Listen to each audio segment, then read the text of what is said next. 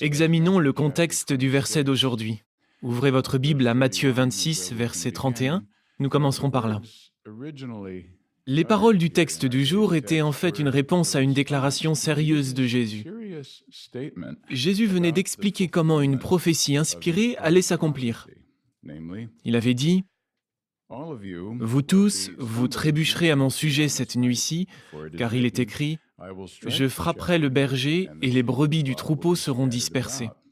Mais après que j'aurai été relevé, je vous précéderai en Galilée. » Mais Pierre a répondu ce qu'on lit dans le texte d'aujourd'hui. Il a dit en quelque sorte « Excuse-moi Jésus, mais ça me froisse un peu. Tu te trompes totalement sur mon intégrité face aux pressions. »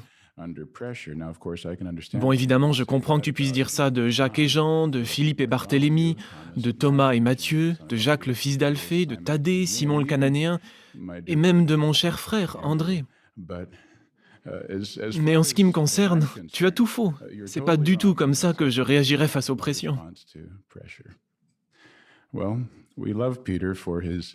On aime chez Pierre cette façon d'affirmer sans aucune réserve sa fidélité, mais il a mis tous ses frères dans le même panier en les dénigrant, histoire de se faire valoir. Quel était le fond du problème? Un piège dans lequel chacun de nous peut tomber.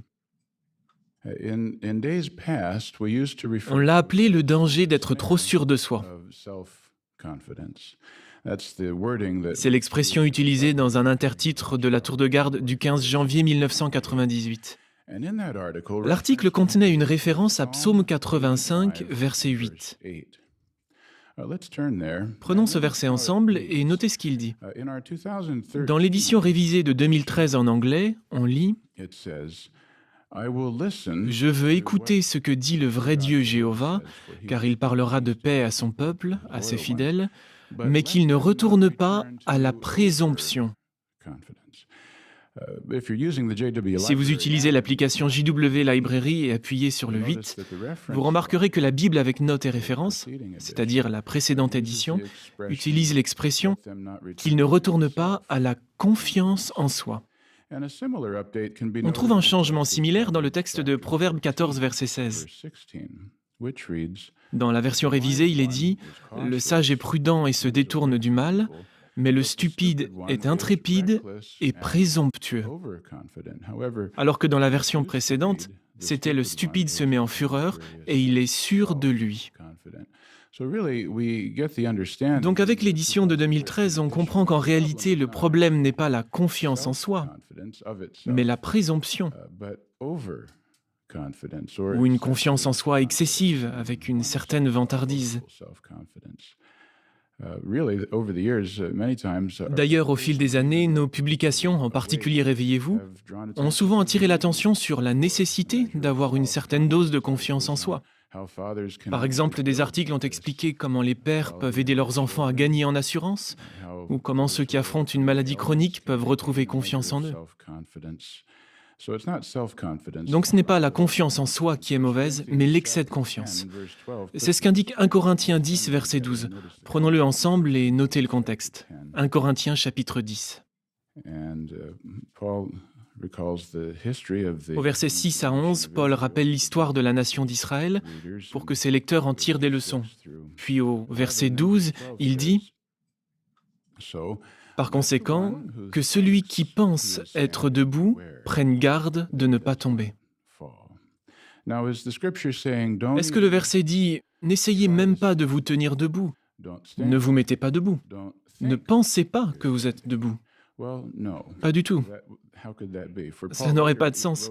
En effet, Paul a écrit plus loin dans la même lettre, en 1 Corinthiens 16, verset 13, « Restez éveillés, tenez ferme dans la foi, conduisez-vous en homme, devenez forts. » Et dans la lettre suivante, en 2 Corinthiens 1, verset 24, il a écrit « C'est par votre foi que vous êtes debout. » Donc nous devons essayer d'être debout et même penser que nous le sommes.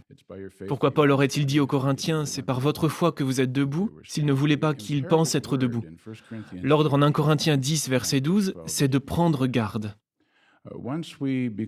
Une fois qu'on est sûr d'être debout, il nous faut être vigilants, nous rappeler pourquoi nous sommes debout et comment nous tenons debout. Nous rappeler aussi les conséquences qu'une assurance exagérée comme celle de Pierre dans le texte du jour peut avoir sur nous. Comment cela? Eh bien, si on devient de plus en plus sûr de nous au point de perdre de vue les dangers, on est vulnérable. On risque de s'approcher tout près de pièges pour notre spiritualité. Quel genre de pièges? Tout dépend de nos faiblesses. Satan les connaît. Dans le contexte en 1 Corinthiens 10, versets 6 à 11, les pièges cités sont l'immoralité sexuelle, l'idolâtrie, les murmures et le fait de mettre Jéhovah à l'épreuve. On sait sûrement que ces comportements sont graves, ou au moins qu'ils sont mauvais, mais si on ne se rend pas compte du danger de la présomption, de l'excès de confiance en soi, on pourrait se dire « c'est plus un piège pour moi » et accepter de s'exposer à des situations où l'attrait du péché l'emportera sur notre raison.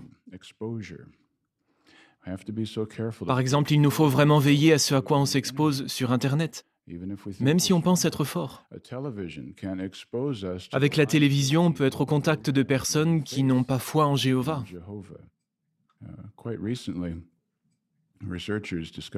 Assez récemment, des chercheurs ont découvert qu'en règle générale, les souris réagissent instantanément rien qu'à l'odeur des chats. Mais celles qui très jeunes sont délibérément exposées à l'odeur des chats auront moins tendance à s'alarmer de leur présence et à fuir. S'exposer délibérément amène ensuite à être trop sûr de soi. Bon, heureusement, la plupart des souris ne font pas l'objet d'expérimentations scientifiques. Mais l'idée à retenir, c'est qu'on peut baisser sa garde devant le monde de Satan. Dès qu'on détecte son odeur, on doit comprendre qu'il y a danger et fuir.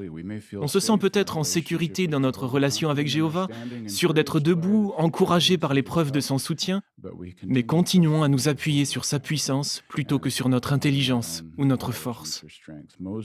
Moïse, Salomon, David, Pierre sont tombés dans le péché. Pourquoi penser que nous sommes invulnérables ? La présomption peut nous piéger de tellement de façons différentes à notre époque. Mais ce qui est encourageant, c'est ce que dit le commentaire du texte d'aujourd'hui. Pierre est un excellent exemple parce qu'il a accepté l'aide de Jéhovah pour vaincre son excès d'assurance. Il a réussi et nous le pouvons également.